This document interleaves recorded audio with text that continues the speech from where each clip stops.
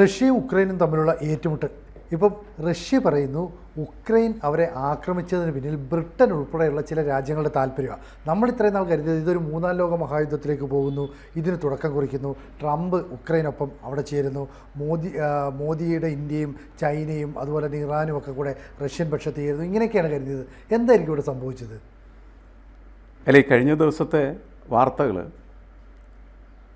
റഷ്യയെ ഞെട്ടിച്ച വാർത്തകൾ എന്ന നിലക്ക് തന്നെയാണ് മാധ്യമങ്ങൾ ആഘോഷിച്ചത്. രണ്ട് സ്ഥലത്തെ ആക്രമണം.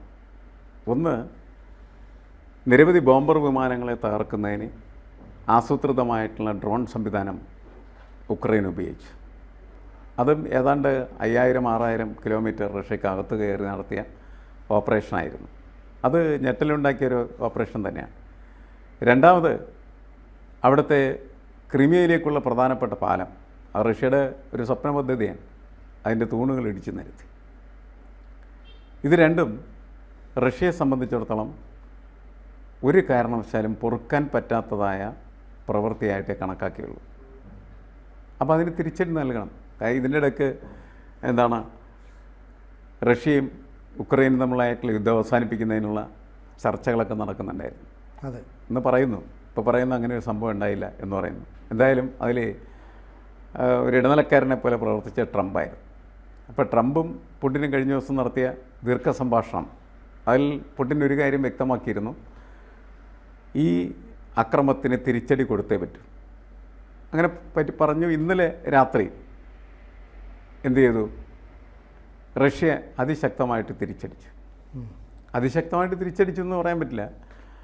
കാരണം എന്താണെന്ന് വെച്ച് കഴിഞ്ഞാൽ കുറച്ച് മിസൈലുകളും ഒരു ബാലിസ്റ്റിക് മിസൈൽ വിട്ടു.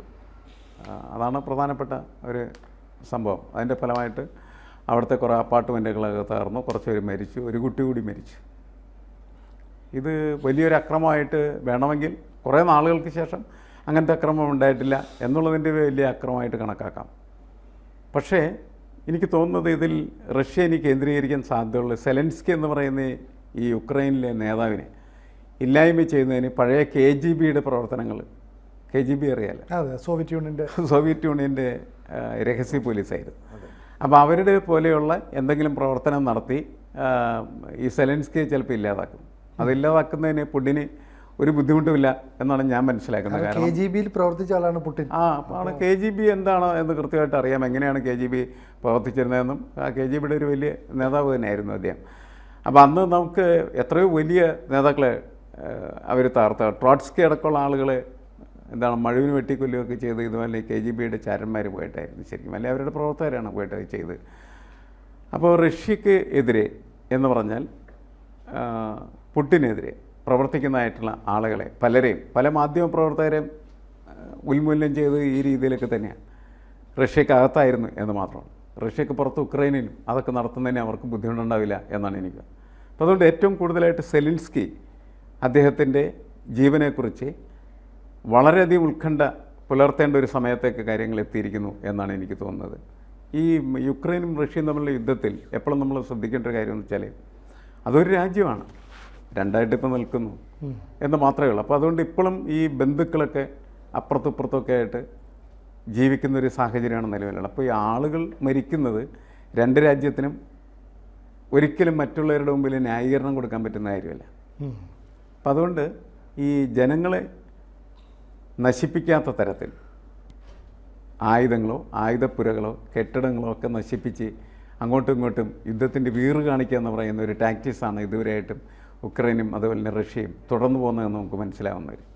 പക്ഷേ അതിൻ്റെ പരിധി അല്പം വിട്ടുപോകാനായിട്ടുള്ള സാധ്യത ഇതിലുണ്ട് എന്ന് പലരും, പല വിദഗ്ധരും അങ്ങനത്തെ ഒരു അഭിപ്രായ പ്രകടനം നടത്തുന്നുണ്ട്. കാരണം നമ്മൾ നമ്മുടേതായ രീതിയിൽ അതിനെ വിലയിരുത്തുന്നു എന്ന് മാത്രമേ ഉള്ളൂ. കാരണം ഇത് അത്ര ചെറിയൊരു കാര്യമായിട്ട് റഷ്യ കാണുകയില്ല. കാരണം റഷ്യയെ നമ്മളങ്ങനെ ചെറിയ ഒരു ശക്തിയായിട്ട് ഈ കാര്യത്തിൽ കാണാൻ പാടില്ല. ഉക്രൈൻ വളരെ ചെറുതാണ്. ഉക്രൈന് ഒരിക്കലും വലിയ തരത്തിൽ ഒരു സൈന്യ ശക്തിയായിട്ട് പ്രവർത്തിക്കാനായിട്ട് പറ്റില്ലെന്ന് എല്ലാവർക്കും അറിയാം. അവർ ഒളിപ്പോരുണ്ടും അതേപോലെ തന്നെ റഷ്യക്ക് പല കാര്യങ്ങളും ചെയ്യാനായിട്ട് പറ്റില്ല എന്ന പരിമിതി കണ്ടും മനസ്സിലാക്കിയിട്ടാണ് യഥാർത്ഥത്തിൽ ഇത് ചെയ്തുകൊണ്ടിരിക്കുന്നത്. അതിപ്പോൾ ഈ നാറ്റോ ഉൾപ്പെടെയുള്ള രാജ്യങ്ങൾ, യൂറോപ്യൻ രാജ്യങ്ങൾ, അമേരിക്ക, ഇവരുടെയൊക്കെ ഒരു പിന്തുണ ശരിക്കും പറഞ്ഞാൽ യുക്രൈൻ ഇല്ലെങ്കിൽ റഷ്യ അടുത്തൊന്നും പിടിച്ചിരിക്കാൻ പറ്റില്ല. അപ്പോൾ ജോ ബൈഡൻ സർക്കാർ അമേരിക്കയിൽ ഭരണത്തിലിരുന്ന സമയത്ത് അവർ സാമ്പത്തികപരമായിട്ട് സൈനിക ആയുധങ്ങൾ നൽകിയൊക്കെ ഒരുപാട് സഹായിച്ചു. അതുകൊണ്ടാണ് ഒരു ആഴ്ച കൊണ്ട് പിടിച്ചെടുക്കുമെന്ന് പറഞ്ഞിട്ട് റഷ്യ രംഗത്തേക്ക് ഇറങ്ങിയെങ്കിലും 3 വർഷം കൊണ്ടും ഉക്രൈൻ പിടികൊടുക്കാതെ വഴുതി മാറുകയാണ്. അല്ലേ, ഇപ്പോൾ ഈ യുദ്ധം യഥാർത്ഥത്തിൽ ഉക്രൈനും അതേപോലെ തന്നെ റഷ്യയും തമ്മിലുള്ള യുദ്ധമല്ല, റഷ്യയും നാറ്റോയും തമ്മിലുള്ള യുദ്ധമാണത്. നാറ്റോ എന്ന് പറഞ്ഞാൽ യൂറോപ്യൻ ശക്തികളുടെ സൈന്യ സംവിധാനത്തിനാണ് നമ്മൾ നാറ്റോ എന്ന് വിശേഷിപ്പിക്കുന്നത്. അപ്പോൾ ഈ യൂറോപ്യൻ ശക്തികൾക്കെതിരായിട്ടുള്ള ഒരു യുദ്ധമായിട്ട് റഷ്യ ഇതിനെ കാണുകയും അതേപോലെ യൂറോപ്യൻ ശക്തികൾ റഷ്യക്കെതിരായിട്ടുള്ള യുദ്ധമായിട്ട് ഇതിനെ കാണുകയും ചെയ്യുന്നത്. എന്നുവെച്ചാൽ റഷ്യയിലേക്ക് കടക്കാനും റഷ്യയെ അധീനത്തിലാക്കാനുമായിട്ട് എളുപ്പമായിട്ടുള്ള ഒരു ഇടമായിട്ടാണ് യുക്രൈനെ കാണുന്നത്. യുക്രൈൻ അത്രമാത്രം പൊളിറ്റിക്കലി പ്രാധാന്യമുള്ള ഒരു പ്രദേശമാണ്. അപ്പോൾ അതുകൊണ്ട് അതിന് ചുറ്റുമുള്ള പോളണ്ട് അടക്കമുള്ളതായിട്ടുള്ള രാജ്യങ്ങളൊക്കെ നേരത്തെ വേണമെങ്കിൽ റഷ്യ പറഞ്ഞ് കേൾക്കുന്ന സ്ഥിതിയിൽ റഷ്യ പേടിച്ച് നിൽക്കുന്ന രാജ്യങ്ങൾ, പക്ഷേ ഇപ്പോൾ എല്ലാവരും കൂടി ഒരുമിച്ച് ഇങ്ങനെ റഷ്യക്കെതിരായിട്ട് നിൽക്കുകയാണ് ചെയ്യുന്നത്. ഇവിടെ ഒരു വളരെ ഗൗരവമുള്ളൊരു വിഷയം എന്താണെന്ന് വെച്ചാൽ ഈ 2 ആക്രമണങ്ങൾ, ഒന്ന് ക്രീമിയയിലെ പാലം തകർത്തതും മറ്റൊന്ന് അവരുടെ വിമാനത്താവളങ്ങൾ തകർക്കുകയും ബോംബർ വിമാനങ്ങൾ തകർക്കുകയും ചെയ്ത ഒരു സംഭവം പുടിൻ എന്ന് പറയുന്ന ഏകാധിപതിക്ക് പല കാര്യങ്ങളിലും കാലിടറുന്നു എന്ന് ലോകത്തിൻ്റെ മുന്നിൽ വ്യക്തമാക്കി കൊടുക്കുകയും അതോടൊപ്പം റഷ്യക്കാരുടെ മുന്നിലും ബോധ്യപ്പെടുത്തി കൊടുക്കുക എന്ന് പറയുന്ന ഒരു തന്ത്രമാണ് സെലൻസ്കിയും അതേപോലെ തന്നെ നാറ്റോവും ഈ കാര്യത്തിൽ സ്വീകരിച്ചതെന്നാണ് നമുക്ക് മനസ്സിലാക്കാൻ. കാരണം പുടിൻ തോൽക്കുകയാണ് എന്ന് പറയുന്നൊരു സെൻസ് ക്രിയേറ്റ് ചെയ്താൽ അത് പുടിനെ സംബന്ധിച്ചിടത്തോളം വലിയ തരത്തിലുള്ള തകർച്ചയ്ക്ക് കാരണമായി തരും. കാരണം റഷ്യയിലെ ജനങ്ങളെ അയാൾ ഉപേക്ഷിച്ചാൽ, റഷ്യയിലെ പട്ടാളം ഉപേക്ഷിച്ചാൽ, റഷ്യയിലെ മറ്റെല്ലാ ശക്തികളും അയാൾ ഉപേക്ഷിച്ചാൽ പുടിൻ പെട്ടെന്ന് ദുർബലനാക്കപ്പെടുകയും പെട്ടെന്ന് റഷ്യയെ തകർക്കാൻ കഴിയുകയും ചെയ്യും എന്ന് എതിരാളികൾ കണക്കൂട്ടുന്നുണ്ട്. ആ കണക്കൂട്ടലുകൾ ശക്തിപ്പെടുത്താൻ വേണ്ടി എന്നുവെച്ചാൽ റഷ്യൻ പട്ടാളം കരുതുകയാണ് ഈ പുടിൻ ഈസ് ലോസിങ്, അയാൾ തോറ്റുകൊണ്ടിരിക്കുകയാണ് എന്ന് കരുതി കഴിഞ്ഞാൽ പിന്നെ പട്ടാളം അതിൻ്റെ കൂടെ നിൽക്കില്ല.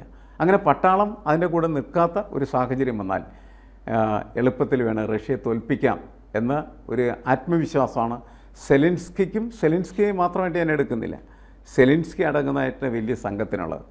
ഇപ്പോൾ അമേരിക്ക ഒരുതരം ഇരട്ടവാദമാണ് അവിടെ നടത്തിക്കൊണ്ടിരിക്കുന്നത്. ഒന്നെന്താണെന്ന് വെച്ച് കഴിഞ്ഞിട്ടുണ്ടെങ്കിൽ യുദ്ധം അവസാനിപ്പിക്കാൻ വേണ്ടിയിട്ടുള്ള ചർച്ചകളൊക്കെ നടത്തുന്നു. അതിൻ്റെ ഇടയിൽ മറുവശത്ത് ചെയ്തുകൊണ്ടിരിക്കുന്നത് യുക്രൈന് ആവശ്യമായിട്ടുള്ള ആയുധങ്ങളെ കൊടുത്ത് അടിക്കാനായിട്ടും പറഞ്ഞു വിടുന്നു. ഇതാണ് അവിടെ നടന്നുകൊണ്ടിരിക്കുന്നത്.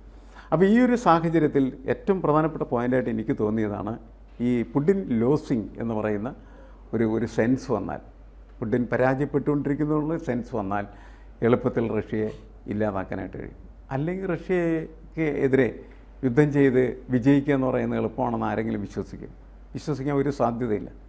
കാരണം എന്താണെന്ന് വെച്ചാൽ ആ സൈന്യ ശക്തി ലോകത്തെ 2ാമത്തെ സൈന്യ ശക്തി എന്ന നിലക്ക് അമേരിക്ക കഴിഞ്ഞാൽ പിന്നെ ലോകത്തെ ഏറ്റവും പ്രബലമായിട്ടുള്ള സൈന്യ ശക്തി എന്ന് പറയുന്നത് റഷ്യയാണ്. റഷ്യയുടെ വിമാനങ്ങളെല്ലാം റഷ്യ തന്നെയാണ് നിർമ്മിക്കുന്നത്. റഷ്യയാണ് നമുക്ക് ഇന്ത്യക്ക് പോലും ഇപ്പോൾ നമ്മൾ ഇന്ത്യയും പാകിസ്ഥാനും നമ്മളുള്ള യുദ്ധത്തിൽ പാകിസ്ഥാൻ്റെ മിസൈലുകളെയൊക്കെ നമ്മൾ അടിച്ചിട്ടത് റഷ്യയുടെ ഡ്രോൺ വെച്ചിട്ടായിരുന്നു ശരിക്കും പറഞ്ഞു കഴിഞ്ഞാൽ. അപ്പോൾ ആ ഡോം എന്ന് പറയുന്നത് ഇസ്രായേലിൻ്റെ ഡോമിനെ പോലെ ഉള്ള ഒരു നാനൂറസ് എന്ന് പറയുന്നത് അറിയാൽ, അതുപയോഗിച്ചിട്ടാണ് നമുക്കവരെ തകർക്കാനായിട്ട് കഴിഞ്ഞത്. റഷ്യയുടെ ആയുധം കൊണ്ടാണ് ഇന്ത്യ പോലും ഇവിടെ യുദ്ധം ചെയ്യുന്നതെന്നുള്ള കാര്യം മനസ്സിലാക്കുക. ഇന്ത്യ മാത്രമല്ല, പല രാജ്യങ്ങളിലേക്കും ആയുധങ്ങൾ വിൽപ്പന നടത്തുന്ന ഒരു പ്രമുഖ രാജ്യം കൂടിയാണ്. അപ്പോൾ പരമ്പരാഗതമായി തന്നെ റഷ്യ എന്ന് പറയുന്നത് ഈ സൈനിക മേഖലയിൽ, പ്രതിരോധ മേഖലയിൽ വൻ ശക്തിയാണ്. അപ്പോൾ ആ റഷ്യക്ക് വേണമെങ്കിൽ ഉക്രൈനെ നേരത്തെ തന്നെ പിടിച്ചടക്കാൻ കഴിയുന്ന സാഹചര്യം ഉണ്ടായിരുന്നു. കാരണം എന്ന് പറഞ്ഞാൽ ഈ റഷ്യ ആദ്യഘട്ടത്തിൽ യുദ്ധത്തിനിറങ്ങിയപ്പോൾ ഇന്ത്യയിൽ നിന്നടക്കം തൊഴിൽ തേടിപ്പോയ ആളുകളെയാണ് കൂലിപ്പട്ടാളം എന്ന നിലയിൽ യുദ്ധമുഖത്തേക്ക് ആദ്യം അയച്ചത്. അവർ അതിൻ്റെ ഒരു പിന്നോക്കം നിൽക്കുകയാണ്, ആർമി കൃത്യമായിട്ട് വന്നില്ല. അപ്പോൾ ഈ സെലൻസ്കിയുടെ നിലപാടുകളെയൊക്കെ ഒന്നിനു പുറകെ ഒന്നായിട്ട് കീഴ്പ്പെടുത്താനായിട്ട് പുടിന് കഴിഞ്ഞെങ്കിലും നേരിട്ടൊരു ആക്രമണത്തിലേക്ക് പോയില്ല. പിന്നീടാണ് ഈ നാറ്റോ സഖ്യത്തിൻ്റെ അമേരിക്കയുടെയും പിന്തുണ ഇവർക്കുണ്ടെന്ന് മനസ്സിലായത്. അതോടുകൂടി പുടിൻ ഒന്ന് പിൻവലിച്ചു. പക്ഷേ ഇപ്പോൾ ഉക്രൈൻ ശക്തമായിട്ട് തിരിച്ചടിച്ചപ്പോൾ റഷ്യക്ക് ലോകത്തിന് മുന്നിൽ നാണക്കേടുണ്ടായി. എന്ന് പറഞ്ഞാൽ അവരുടെ ഈ ആണവായുധങ്ങളൊക്കെ ഉൾപ്പെടെയുള്ള ഒരു വലിയ ശക്തിയല്ലേ. വേണമെങ്കിൽ ഈ ഒരു ആണവായുധം എടുത്ത് പ്രയോഗിച്ചു കഴിഞ്ഞാൽ യുക്രൈൻ എന്ന് പറയുന്ന രാജ്യം ഭൂപടത്തിൽ തന്നെ അപ്രത്യക്ഷമാവില്ലേ. അത്തരം ഒരു പ്രവൃത്തി ചെയ്യാത്തതെന്ന് വെച്ചാൽ യുക്രൈൻ്റെ കുറേ ആളുകൾ റഷ്യയിലെ കുറേ ആളുകൾ ഉക്രൈൻ്റെ പരിധിയിലൊക്കെ ജീവിക്കും. അവിടുത്തെ പ്രശ്നം വൈകാരിക പ്രശ്നമാണ്. കുടുംബ പ്രശ്നമാണ് ശരിക്കും. അപ്പോൾ ഒരു കുടുംബത്തെ തീർക്കുക എന്ന് പറഞ്ഞു കഴിഞ്ഞിട്ടുണ്ടെങ്കിൽ അതിൻ്റെ ഉത്തരവാദിത്വം വലിയ ഉത്തരവാദിത്തമാണ്. ആളുകൾ അധികം മരിക്കാതെ എങ്ങനെ പ്രശ്നം പരിഹരിക്കാനായിട്ട് കഴിയും എന്ന അന്വേഷണം തന്നെയാണ് അതിൻ്റെ പിന്നിൽ ശക്തമായിട്ട് നിൽക്കുന്നത്. കാരണം തീർത്തുകളയൽ എന്ന് പറഞ്ഞാൽ വളരെ എളുപ്പമാണ്. ഉക്രൈനെ തീർത്ത് കളയാനായിട്ട് റഷ്യ വിചാരിച്ചാൽ ഒരു ദിവസം കൊണ്ട് തീർത്ത് കളയാവുന്നേ ഉള്ളൂ. പക്ഷെ അങ്ങനെ ആ രാജ്യത്തെ തീർത്താൻ പിന്നീട് റഷ്യക്ക് എങ്ങനെ നിലനിൽക്കാൻ കഴിയും പൊതുസമൂഹത്തിന് പിന്നിൽ? അല്ലേ, പേൾ ഹാർബർ ആക്രമിച്ചു, അതിന് തിരിച്ചടിയായിട്ടാണ് അമേരിക്ക നാഗസാക്കിയിലും ഹിരോഷിമയിലും ആറ്റം ബോംബിട്ടത്. പക്ഷേ ആറ്റം ബോംബിട്ട ആ പ്രവൃത്തിയെ ലോകത്ത് ആരെങ്കിലും ഇതുവരെ ന്യായീകരിച്ചിട്ടുണ്ടോ? ഇല്ല. ആർക്കും ന്യായീകരിക്കാൻ പറ്റില്ല. കാരണം അതൊരിക്കലും അംഗീകരിക്കാനായിട്ട് ഒരു സമൂഹത്തിനും സാധ്യമല്ല.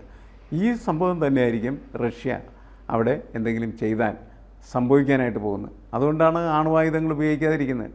അല്ലെങ്കിൽ നമ്മളൊക്കെ പറയുന്ന സാമാന്യ ഭാഷയിൽ പറഞ്ഞാൽ തീർത്ത് കളയുക എന്ന് പറയുന്ന പ്രക്രിയയിൽ അവിടുത്തെ ജനങ്ങൾ ഒരുപാട് മരിച്ചാൽ അതിനെ സമാധാനം പുടിൻ പറയേണ്ടവരും റഷ്യയിലുള്ള അവരുടെ ബന്ധുക്കളും അതുപോലെ തന്നെ കുടുംബാംഗങ്ങളും ഒക്കെ അതിനെ അയാൾക്ക് നേരെ തിരിയും.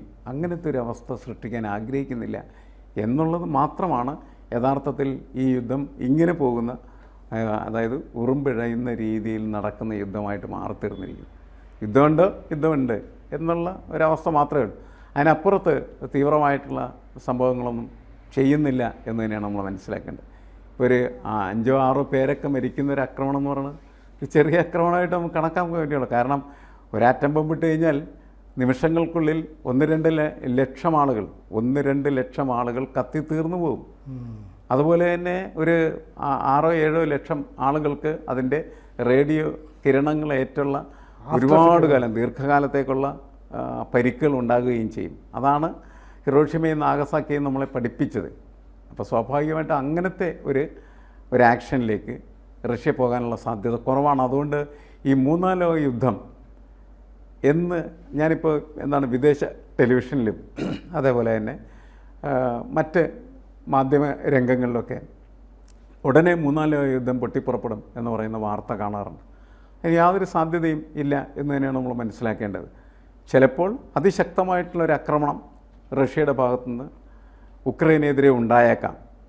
ആരും പ്രതീക്ഷിക്കാത്ത തരത്തിൽ ചിലപ്പോൾ ഒരടി അടിച്ച് നിരത്തിയിട്ട് നിർത്തിയേക്കാം. അതല്ലാതെ അത് ദീർഘകാല അടിസ്ഥാനത്തിലുള്ള ഒരു യുദ്ധമായിട്ട് മാറിത്തീരുകയും അതിൻ്റെ കൂടെ ബ്രിട്ടനോ ജർമ്മനിയോ ഒക്കെ കടന്നു വരും എന്ന് നമ്മൾ കരുതുന്നതിൽ അർത്ഥമില്ല. അങ്ങനത്തെ അത് ഇന്നത്തെ ലോകത്തിന് ചിന്തിക്കാൻ പറ്റുന്നൊരു കാര്യമല്ല. ഫസ്റ്റ് വേൾഡ് വാറും സെക്കൻഡ് വേൾഡ് വാറും ഉണ്ടായതുപോലെ ഒരു തേർഡ് വേൾഡ് വാർ എന്ന് പറയുന്നതിൽ ഒരു കഥയുമില്ല എന്നാണ് എനിക്ക് തോന്നുന്നത്. അതിനുള്ള സാധ്യത വളരെ വിരളമാണ്. പക്ഷേ വാർത്തകൾ വളരെ വ്യാപകമായിട്ടുള്ള രീതിയിൽ അങ്ങനെ പരക്കുന്നുണ്ട്. പ്രത്യേകിച്ച് സോഷ്യൽ മീഡിയയിലൊക്കെയാണ് അത് വളരെ കൂടുതലായിട്ട് നമ്മൾ കണ്ടുകൊണ്ടിരിക്കുന്നത്. അതുണ്ടാവില്ല എന്ന് തന്നെ നമുക്ക് കരുതാം. കൂടുതൽ വാർത്തകളും വിശേഷങ്ങളും നിങ്ങളിലേക്ക് എത്താൻ ABC മലയാളം സബ്സ്ക്രൈബ് ചെയ്യുക, ബെൽ ബട്ടണും അമർത്തുക.